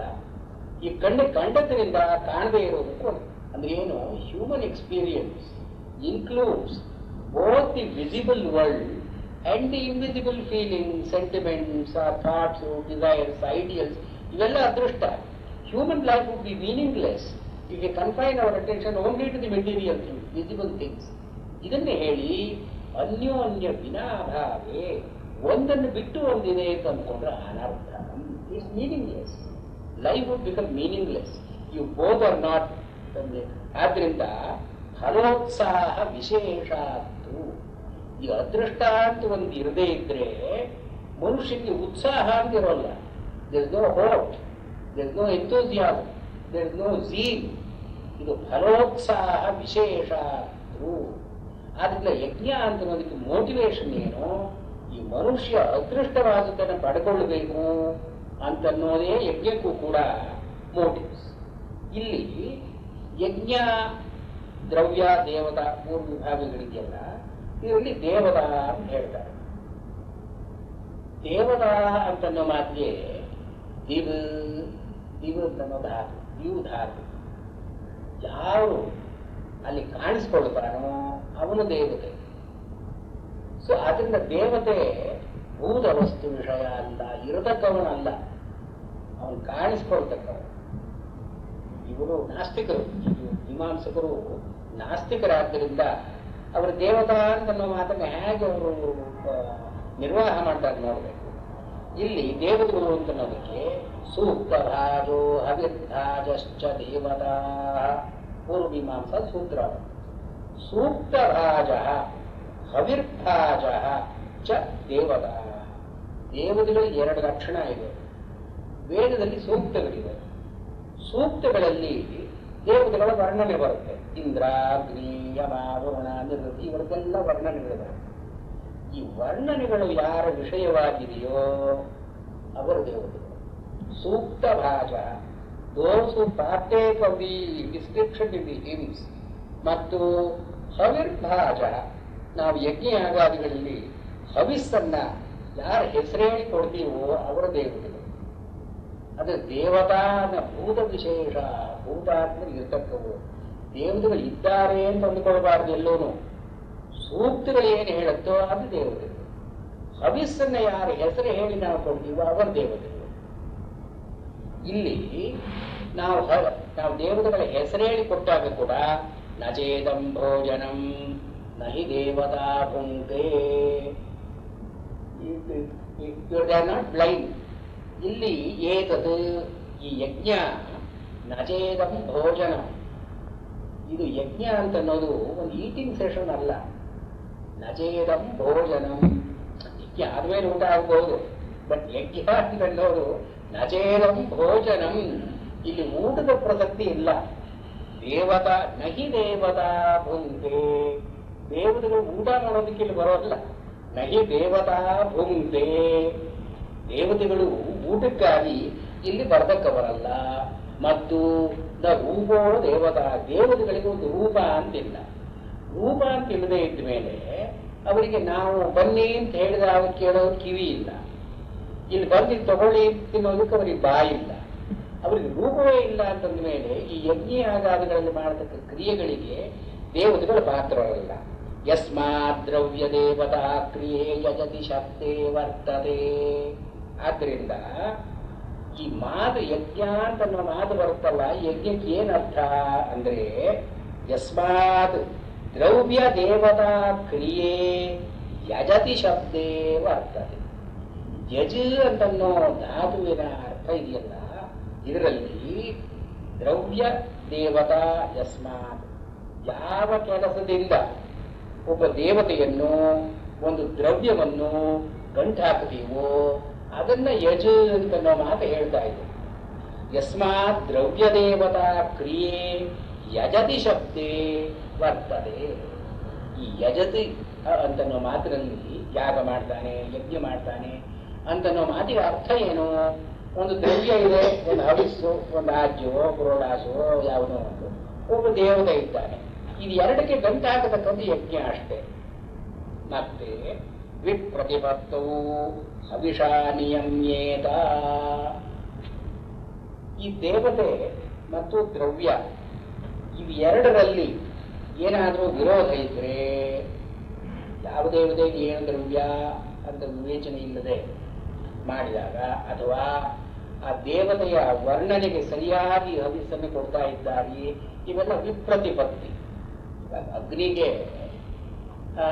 ಋಗ್ವೇದದಲ್ಲಿ ಈ ಒಂದು ಯಜ್ಞ ಬಳಸೋದ್ರಲ್ಲಿ 81 ಸೂಕ್ತಗಳಿದೆ. 81 ಸೂಕ್ತಗಳಿರೋದ್ರಿಂದ ಅಗ್ನಿ ಸ್ವಲ್ಪ ಶ್ರೇಷ್ಠನಾದ ದೇವತೆ. ಇವರು ಅಶ್ವಿನಿ ದೇವತೆಗಳು, ಅವರಿಗಿರತಕ್ಕಂತಹದ್ದು 16 ಸೂಕ್ತಗಳು. ಆದ್ರಿಂದ ಅಶ್ವಿನಿ ದೇವತೆಗಳು ಕಮ್ಮಿ ಅವರು. ಹೀಗೆ ಅವರಿಗೆ ಸೂಕ್ತಗಳಿಂದ ಒಂದು ತಾರತಮ್ಯ ಇದೆ. ನಾವು 8 ಕಪಾಲ, 6 ಪುರೋಡಾಶ, 11 ಪುರೋಡಾಶ ಅಂತ ಅರ್ಪಣೆ ಮಾಡಿದಾಗ ದೇವತೆಗೂ ಆ ದ್ರವ್ಯಕ್ಕೂ ಒಂದು ತಾಳಿಕೆ ಇಲ್ಲದೆ ಇರಬಹುದು. ಆಗ ವಿಪ್ರತಿಪತ್ತವು. ಹೀಗೆ ವಿಪ್ರತಿಪತ್ತಿ ಇದ್ದಾಗ ನಾವು ಯಾವುದನ್ನು ಅನುಸರಿಸಿ ಈ ಯಜ್ಞ ಕ್ರಿಯೆ ನಿರ್ಧಾರವಾಗುತ್ತೆ. ಯಜ್ಞ ಇಸ್ ಅನ್ ಆಕ್ಟ್, ಇದು procedure number 1. Number 2, it involves some materials to be offered. Number 3, it has some gods to be invoked. ಯಜ್ಞ ಅಂತ ಅನ್ನೋದ್ರಲ್ಲಿ ಈ 3 ವಿಭಾಗ ಇದೆ. ಈ ಪ್ರೊಸೀಜರ್ ಅಂತಿದೆಯಲ್ಲ, ಇದು ಯಾವುದನ್ನ ಅವಲಂಬಿಸಿದೆ? On what is this procedure determine ಅಂದ್ರೆ ಮೀಮಾಂಸಕರು ಏನು ಸಂಶಯ ಇಲ್ಲ. ವಿಪ್ರತಿಪತ್ತವು ಹವಿಷಾ ನಿಯಮ್ಯೇತ. ಎಷ್ಟು ಹವಿಸ್ಸನ್ನು ಕೊಡಬೇಕು ಅಂತಿದೆಯೋ that should govern the procedure, not the nature of the god. ಯಾಕೆಂದ್ರೆ ಹವಿಸ್ಸು ಕರ್ಮಣಃ ತದುಪಾಖ್ಯಾತ್ವಾತ್. ಈ ಹವಿಸ್ಸು ಅಂತಿರೋದು ಕೆಲಸದಲ್ಲಿ ಅಂತರ್ಗತವಾಗುವುದು. ಕೆಲಸದಲ್ಲಿ ಹವಿಸ್ಸನ್ನು ಕೊಡಬೇಕು, ಹವಿಹೀದೀಯೇತ ಅಂತ ವಿಧಿ ಇದೆ. ಹವಿಸ್ಸನ್ನು ಕೊಡು ಅಂತನ್ನೋ ಕ್ರಿಯೆಯಲ್ಲಿ ಹವಿಸ್ಸು ಅಡಗಿದೆ. What you offer is an integral part of your offering act, your act of offering. ಆ ದ್ರವ್ಯ ಇಲ್ಲದೆ ನೀವು ಕೊಟ್ಟಾಗೆ ಆಗಲಿಲ್ಲ. ಅಲ್ಲಿ ದೇವತೆ ಅಂತನ್ನೋದು external to the act. I don't know if I made myself clear. ಈ ದ್ರವ್ಯ ಇದೆ, ದೇವತೆ ಇದೆ. ಒಂದು ಯಜ್ಞ ಅಂತನ್ನೋದು ಒಂದು ಕರ್ಮ. ಈ ಕರ್ಮವನ್ನ ಯಾವುದು ರೂಲ್ ಮಾಡಬೇಕು? ನಿಯಮ್ಯೇತ. So whether the god should rule or the dravya that is to be offered, that should rule. ಇವರ ಪ್ರಿನ್ಸಿಪಲ್ ಏನು? ದ್ರವ್ಯ is more important Dhan the god. ಯಾಕೆ ಅಂದ್ರೆ ದ್ರವ್ಯ it's an integral part of your act. ದೇವತಾ is external to. ದೇವತೆಗಾಗಿ ಅಗ್ನಯೇ ಇದಂ ಅಂತ ಹೇಳ್ತೀವಿ. ಇದಂ ಅಂತ ಅನ್ನೋದು ನಮಮ ಅಂತ ಹೇಳಿ ದಾಸ್ಯಾಮಿ ಕೊಡ್ತೀನಿ ಅಂತ ಅನ್ನೋದು ಅಡಗಿದೆ. ಆದ್ರಿಂದ ಹವಿಷಾ ನಿಯಮ್ಯೇತ. ಹವಿಸ್ಸೇ ಮುಖ್ಯವಾದ, ದೇವತೆ ಸೆಕೆಂಡರಿ. ದೇವತೆ ಗೌಣ. ಹವಿಸ್ಸು ಅಂತ ಅನ್ನೋದು ಮುಖ್ಯ. ಗುಣತ್ವೇ ದೇವತಾ ಶ್ರುತಿ. ಅಂದ್ರೆ ಬ್ರಾಹ್ಮಣಗಳಲ್ಲಿ ಏನು ಹೇಳುತ್ತೆ, ದೇವತೆಗಳು ಗುಣತ್ವೇ, ಗುಣತ್ವ ಅಂದ್ರೆ ಗೌಣ, subsidiary, secondary. The gods are all secondary. What you offer is more important than to whom you offer. ಇದು ಅಲ್ಲಿ ಅವರ ಪ್ರಿನ್ಸಿಪಲ್ ಇಶ್ಯೂ. ನಿನ್ನಿಂದ ಹೋಗೋದು ಮುಖ್ಯ, ಅದು ಯಾರಿಗೆ ಹೋಗುತ್ತೆ ಅಂತನ್ನೋದು ಮುಖ್ಯ ಅಲ್ಲ. ಪಾತ್ರಂಗರಿಸಿ ದಾನ ಮಾಡೋ ಆಮೇಲೆ ಬಂದದ್ದು. ಇಲ್ಲಿ ಯಜ್ಞಾರ್ಥದಲ್ಲಿ it is more important that you should sacrifice something. ಅಂದ್ರೆ ನಿನ್ನದಾಗಿದ್ದು ಬಿಡತಕ್ಕದ್ದು ಮುಖ್ಯ. ಬಿಟ್ಟ ಮೇಲೆ ಅದು ಎಲ್ಲಿ ಹೋಗುತ್ತೆ ಅಂತ ಅನ್ನೋದು ಇನ್ಕನ್ಸಿಡರೇಷನ್ ಅಲ್ಲ. Your duty is to share what you have with others. Who the others are, whether they deserve or not, is none of your concern. ಇಲ್ಲಿ ಗುಣತ್ವೇ ದೇವತಾ ಶ್ರುತಿ. ದೇವತೆಯನ್ನು ಗೌಣ ಅಂತ ಹೇಳ್ತಾರೆ. ಯದ್ಯಪಿ ದೇವತಾರ್ಥದ ಯಾಗಸ್ಯ ಗಮ್ಯತೆ ಫಲಾರ್ಥತಾಪಿ ತೇನ ನ ಪ್ರತಿಷಿಧ್ಯತೆ. ಇಲ್ಲಿ ಯಾವನ್ನೂ ಕೂಡ ಇಲ್ಲಿ ಯಜ್ಞಯಾಗಾದಿಗಳನ್ನು ಮಾಡುವಾಗ ಅಗ್ನಯೇ ಸ್ವಾಹ ಅಂತ ಹೇಳ್ತೀವಿ. ಯದ್ಯಪಿ ದೇವತಾರ್ಥದ ಯಾಗಸ್ಯ ಗಮ್ಯತೆ, ದೇವತೆಯನ್ನು ಕುರಿಯದೆ, ದೇವತೆಯ ಹೆಸರನ್ನು ಹೇಳದೆ ಯಾವ ಹಗರ್ದಾನವೂ ಇಲ್ಲ. 33 ದೇವತೆಗಳಲ್ಲಿ ಯಾರನ್ನಾದರೂ ಒಬ್ಬರನ್ನು ಹಿಡಿದು ಇಲ್ಲಿ ಅವರ ಹೆಸರನ್ನು ಹೇಳಿ ಇಲ್ಲಿ ಒಂದು ಹಗರ್ದಾನ ಅಂತ ಮಾಡಬೇಕು. ಯದ್ಯಪಿ ಹೀಗಾದರೂ ಕೂಡ ದೇವತಾರ್ಥದ ಯಾಗಸ್ಯ ಗಮ್ಯತೆ ಫಲಾರ್ಥದಾಪಿ ತೇನ ನ ಪ್ರತಿಷಿಧ್ಯತೆ. ಅಗ್ನಿಗಾಗಿ ಇದು ಅಂತಂದ್ರೂ ಕೂಡ ನಿನ್ನ ಬಯಕೆ ಇದರಿಂದ ಏನು ವ್ಯತ್ಯಾಸವಾಗಲ್ಲ. ಫಲಾರ್ಥದ ನೀನು ಯಾವುದೋ ಒಂದು ಉದ್ದೇಶವನ್ನು ಇಟ್ಟುಕೊಂಡು ನೀನು ಈ ಕೆಲಸ ಮಾಡ್ತಾ ಇದ್ದೀಯ. ಆದ್ರಿಂದ ಯಾರಿಗಾಗಿ ನೀನು ಈ ದಾನ ಕೊಡ್ತೀವಿ ಅಂತ ಅನ್ನೋದು ಮುಖ್ಯ ಅಲ್ಲ, ನಿನ್ನ ಬಯಕೆ ಏನು ಅಂತ ಅನ್ನೋದು ಮುಖ್ಯ. Your desire is more important than to whom what you offer goes. ಇಲ್ಲಿ ಫಲಾರ್ಥದಾಪಿ ತೇನ ನ ಪ್ರತಿಷಿಧ್ಯತೆ. ಫಲಂಚ ಪುರುಷಾರ್ಥ. What man is after is the fruit. ಯಜ್ಞದಿಂದ ಏನು ಫಲ ಬಂತು ಅಂತ ಅವನಿಗೆ ಮುಖ್ಯವೇ ವಿನಃ ಫಲಂಚ ಪುರುಷಾರ್ಥ. ಪುರುಷಾರ್ಥಾಚ ನಹ ಪ್ರವೃತ್ತಿ. ಈ ನಮಗೇನು ಬಯಕೆ ಇದೆಯೋ ಅದನ್ನು ತೀರಿಸಿಕೊಳ್ಳೋದು ನಮ್ಮ ಪ್ರಯೋಜನವೇ ವಿನಃ ನಚಾಸೌ ದೇವತಾಯ, ದೇವತೆಯ ಹೊಟ್ಟೆ ತುಂಬಿಸಬೇಕು ಅಂತ ನಾವು ಯಜ್ಞವನ್ನು ಮಾಡ್ತಾ ಇಲ್ಲ. ಇದಕ್ಕೆ ಶಬರಸ್ವಾಮಿ ಸ್ಪಷ್ಟವಾಗಿ ಹೇಳಿದ್ದಾರೆ. ನಮ್ಮ ಪ್ರಯೋಜನಕ್ಕಾಗಿ ನಾವು ಯಜ್ಞ ಮಾಡ್ತಾ ಇದ್ದೀವಿ ವಿನಃ ಪುರುಷಾರ್ಥ ಹಿ ಚ ನ ಪ್ರವೃತ್ತಿ ನ ಚ ಅಸೌ ದೇವತಾಯ. ಅಗ್ನಿ ಹೊಟ್ಟೆ ದೊಡ್ಡದು ಮಾಡಬೇಕು ಅಂತ ನಾವು ಯಜ್ಞ ಮಾಡ್ತಾ ಇಲ್ಲ, ನಮ್ಮ ಬಯಕೆ ತೀರಿಸಬೇಕು ಅಂತ ನಾವು ಯಜ್ಞ ಮಾಡ್ತಾ ಇದ್ದೀವಿ. ಅಂದ್ರೆ ಏನು, ಈ ಪುರುಷ is more important than the act. The act is more important than the devata. Act is more important than the dravya. Dravya is more important than the God. So God is the least important in the yajna. ಇದೊಂದನ್ನು ಹೇಳಿ ಮತ್ತೆ ದೇವತಾ ಅಂದ್ರೆ ಏನು, ಯಾಕೆ ಇಷ್ಟೆಲ್ಲ ಹೇಳ್ತೀರಿ ನೀವು? ಅಗ್ನಿ, ಯಮ, ವರುಣ ಇತ್ಯಾದಿಯಾಗಿ ಹೇಳಿ ಫಸ್ಟ್ ಪುರುಷಾರ್ಥ. ಪುರುಷಾರ್ಥ ಕಮ್ಸ್ ಫಸ್ಟ್. ಪುರುಷಾರ್ಥದಿಂದ ಇಜ್ಯ ಯಜನ ಕ್ರಿಯೆ, ಈ ಕ್ರಿಯೆಯಲ್ಲಿ ಹವಿರ್ದಾನ ಮುಖ್ಯವಾದದ್ದು. ಭಾವಿಸುವ ದ್ರವ್ಯ, ಆ ದ್ರವ್ಯಕ್ಕೆ ಅಧೀನವಾದದ್ದು ದೇವತೆ. ಮತ್ತೆ ದೇವತೆ ಅಂತ ಹೇಳಿ ನೀವು ಯಜ್ಞವನ್ನ ನೀವು ಹವಿರ್ದಾನವನ್ನು ಮಾಡ್ತೀರಲ್ಲ, ಅಲ್ಲಿ ದೇವತೆ ಇದಾನೆಯೋ ಇಲ್ಲವೋ? ಅಗ್ನೇಯೇದಂ ಇಂದ್ರಾಯ ಸ್ವಾಹ ಅಂದ್ರೆ ನಾವು ಇಂದ್ರನಿಗೆ ಸ್ವಾಹ ಅಂತ ಹೇಳ್ತೀವಿ. ಅಗ್ನಯೇ ಇದಂ ಅಂತ ಅಗ್ನಿಯಲ್ಲಿ ಹಾಕ್ತೀವಿ. ಇದೇನು ದೇವತೆಗಳನ್ನು ಉದ್ದೇಶಿಸಿ ಹೇಳ್ತಾ ಇದ್ದೀವಲ್ಲ ಅಂತಂದ್ರೆ, ದೇವತಾಯಾಶ್ಚ ಯಜ್ಞ ಸಾಧನ ಭಾವೋ ನ ರೂಪೇಣ ಭವತಿ. ಈ ದೇವತೆಗಳು ಯಜ್ಞ ಸಾಧನಕ್ಕೆ ಉಪಯೋಗವಾಗತಕ್ಕಂಥವರೇ ವಿನ ಅವರಿಗೊಂದು ರೂಪ ಇದೆ ಅಂತ ನಾವು ಎಲ್ಲಿ ಹೇಳ್ತಾ ಇಲ್ಲ. ದೇವತಾಯಾಶ್ಚ ಯಜ್ಞ ಸಾಧನ ಭಾವ. ಯಜ್ಞ ಮುಗಿಬೇಕಾದ್ರೆ ಈ ದೇವತೆ ಅಂತ ಅನ್ನೋ ಒಂದು ಕಲ್ಪನೆ ನಮಗಿರಬೇಕು. ಯಜ್ಞ ಸಾಧನ ಭಾವ ನ ರೂಪೇಣ ಭವತಿ. ದೇವತೆ ಒಂದು ರೂಪ ಇದೆ, ಅವನೆಲ್ಲೋ ಇದ್ದಾನೆ, ನಾವು ಹವಿಸ್ಕೊಟ್ಟ ತಕ್ಷಣ ಬಂದಿದ್ದಕ್ಕೆ ತಿಂತಾನೆ ಅಂತ ಅರ್ಥ ಅಲ್ಲ. ಕೇನ ತರ್ಹಿ, ಮತ್ತೆ ಈ ದೇವತೆ ಅಂದ್ರೆ ಏನು ಅಂತ ತಿಳ್ಕೊಳ್ಬೇಕು ನಾವು. ಅಂದ್ರೆ ಸಂಬಂಧಿನ ಶಬ್ದೇನ, ನಾವು ಏನಾದ್ರೂ ಒಂದು ಅಗ್ನಿ ಅಂತ ಮಾತಾಡ್ತೀವಲ್ಲ, ಒಂದು ಶಬ್ದ ಉಪಯೋಗಿಸ್ತೀವಲ್ಲ, ಇದೇ ದೇವತೆ. ಈ ಮಾತೇ ದೇವತೆ ಅಷ್ಟೇ. ಸಂಬಂಧಿನ ಶಬ್ದೇನ, ಈ ಮಾತಾಡೋದ್ರಿಂದ ಯಜ್ಞಕ್ರಿಯೆಗೆ ಉಪಕಾರವಾಗುತ್ತೆ ಅಷ್ಟೇ. ಅದನ್ನೇ ನಾವು ದೇವತಾ ಅಂತ ಕರೆಯೋದು. ಯಥಾ ಅಧ್ವರ್ಯು ಹಸ್ತಾಭ್ಯಾಂ ಉಪಕರೋತಿ ಏವಂ ದೇವತಾ ಶಬ್ದೇನ ಉಪಕರೋತಿ. ಯಜ್ಞದಲ್ಲಿ ಹೋತೃ ಅಂತ ಇರ್ತಾನೆ, ಅಧ್ವರ್ಯು ಅಂತ ಇರ್ತಾನೆ, ಒಬ್ಬ ಉದ್ಗಾತೃ ಅಂತ ಇರ್ತಾನೆ, ಬ್ರಹ್ಮ ಅಂತ 4 ಜನ ಇರ್ತಾರೆ. ಋಗ್ವಿಕ್ ವರ್ಣದಲ್ಲಿ ಒಂದು 4 ಜನರನ್ನ ಮಾಡಬೇಕು. ಹೋದ ಅಂತನೋನು ಅವನು ದೇವತೆಗಳನ್ನ ಕರೆಯೋನು. ಹೋದ ಇನ್ವೋಕ, ದೇವತೆಗಳ ಬನ್ನಿ ಅಂತ ಹೇಳಿ ಕರೆಯೋನು. ಆ ಗಾಯಂತು ಅಂತ ಎಲ್ಲರನ್ನು ಕರೀತಕ್ಕವನು ಅವನು. ಅವನ ಕೆಲಸ ಅವನು ಸುಮ್ಮನೆ ಕೂತ್ಕೊಂಡು ಕರೀತಾನೆ ಅಷ್ಟೇ. ಅವನು ಉದ್ಗಾತೃ ಅಂತನವನು ಕೆಲವು ಸಂದರ್ಭಗಳಲ್ಲಿ ಕೆಲವು ದೇವತೆಗಳನ್ನ ಗಾನರೂಪವಾಗಿ ಕರೀತಾನೆ, ಅವನು ಉದ್ಗಾತೃ.